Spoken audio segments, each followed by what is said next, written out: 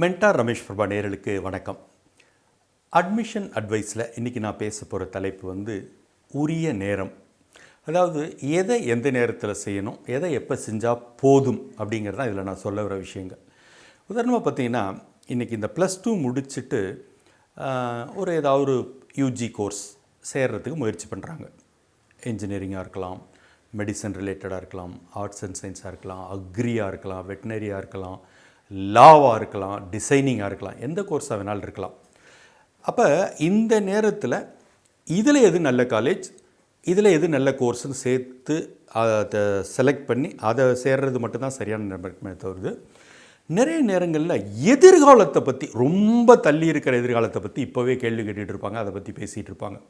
உதாரணமாக இந்த இன்ஜினியரிங் படித்தா பிஜியில் இந்த இதெல்லாம் படிக்க முடியுமா, இந்த எக்ஸாம் எழுத முடியுமா, அது இன்னும் டைம் இருக்குது, நிறைய டைம் இருக்குது. நம்ம அதை பார்த்து பிஜிங்கிறத ஒன்று வச்சு ஒரு யூஜியை செலக்ட் பண்ணுறது என்றைக்குமே சரி கிடையாது.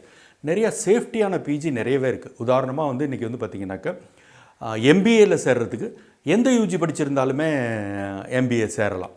அது மாதிரி ஒரு எக்ஸப்ட் ஃபார் ரொம்ப நுணுக்கமான ஒரு ரிசர்ச்சு, அது மாதிரி சில ஏரியாக்களை தவிர்த்து மற்றபடிக்கு எல்லாமே ஆப்ஷன்ஸ் வைடு ஓப்பனாக தான் இருக்குது.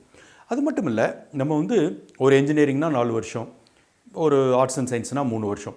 இதில் பார்த்திங்கனாக்கா நம்ம தொடக்க கால ஃபோக்கஸுங்கிறது இந்த கோர்ஸை நல்லா சக்ஸஸ்ஃபுல்லாக படித்து இந்த கோர்ஸில் அரியர்ஸ் எதுவும் இல்லாமல் இதிலேருந்து வெளியில் வரணுங்கிறது தான் தொடக்க கால நோக்கமாக இருக்கணும். ஏன்னா நீங்கள் உள்ளே போன உடனே பெண்டு கழட்டிடுவாங்க, இதை அரியர்ஸ் இல்லாமல் படித்து இதில் நல்ல கிரேடு வாங்குறதுக்கே தாளம் போட்டுரும்.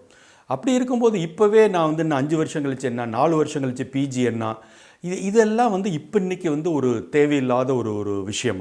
பல நேரங்களில் அதை போட்டு உழப்பிக்கிட்டு இருப்பாங்க. அதுக்கெல்லாம் நமக்கு இன்றைக்கி டைமும் கிடையாது, அதுக்கெல்லாம் இன்னும் உரிய அவகாசம் இருக்குது. ஃபார் எக்ஸாம்பிள், நீங்கள் ஒரு என்ஜினியரிங் படிக்கிறீங்கன்னு வச்சுக்கலேன், ஒரு 4th இயர் வாக்கில் பிஜியை பற்றி யோசிச்சா போதும். ஒரு arts and science BSc BCom BA படிக்கிறீங்க, 3rd இயரில் பிஜியை பற்றி யோசிச்சா போதுமானது.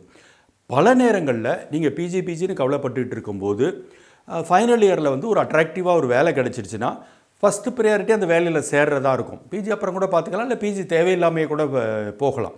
ஸோ பிஜிங்கிறது எல்லாருக்கும் மஸ்ட்டு கிடையாது, போஸ்ட் கிராஜுவேட்டுங்கிறது.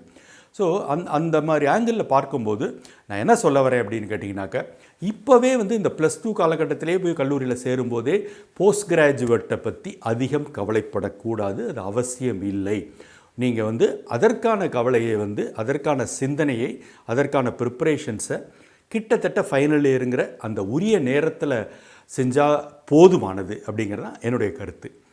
இது பயனுள்ளது நினச்சின்னா நண்பர்களுக்கு ஷேர் பண்ணுங்கள், அவர்களும் பார்த்து பயனடையட்டும்.